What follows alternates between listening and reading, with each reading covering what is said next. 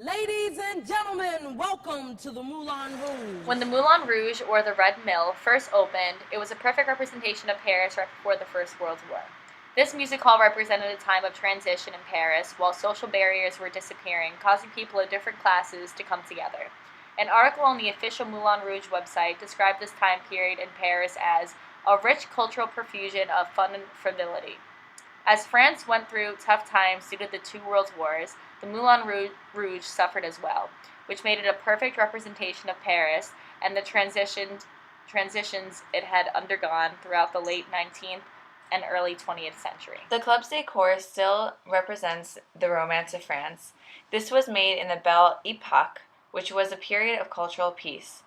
Joseph Aller and Charles Zidler, owners of the Moulin Rouge, knew their clientele and had it designed accordingly. Rich Parisians who came to slum it. The revolutionary auditorium allowed rapid change of decor where everyone can mix. In 1905, a fire destroyed the interior, and architect Edward Wireman was commissioned to redesign it. He chose the interior to be Rococo style. The world-renowned dance called the French Can-Can became a ritualized dance during the performances at the Moulin Rouge. It became the grand finale of each performance. It was derived from a dance called the quadrille, who was invented by Celeste Mogador in 1850. In 1861, Charles Morton from London was inspired by this dance and then invented the French Can-Can. This dance shaped the progression of Paris. Though this dance put England in shock, Paris loved the girls dressed in skirts, revealing black garters, who danced to this boisterous rhythm. When the Moulin Rouge was opened, Henri de Toulouse-Lautrec was commissioned to create a poster series for the cabaret. Due to inbreeding, Lautrec had an abnormal height and felt like an outsider for much of his life. This caused him to be drawn to the underground bohemian lifestyle, and he found comfort and acceptance in the eclectic people that danced and hung out there. At the time, his designs were much different than what was being produced, but he was unaffected and embraced the differences.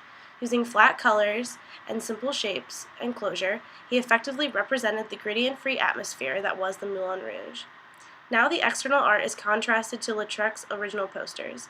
The dance club is portrayed as a much more high-end, and the woman's figure is like that of a high-fashion couture illustration. The gritty image has been replaced with a more clean portrayal. However, the eclecticism can still be seen on the exterior. While outside the Moulin Rouge, it was interesting to see the atmosphere around the music hall. Many bars, restaurants, and stores were flooded with locals and tourists.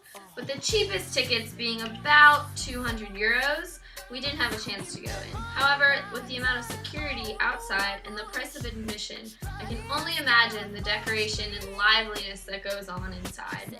The fact that they still hold shows expresses how important this landmark is to the culture of Paris.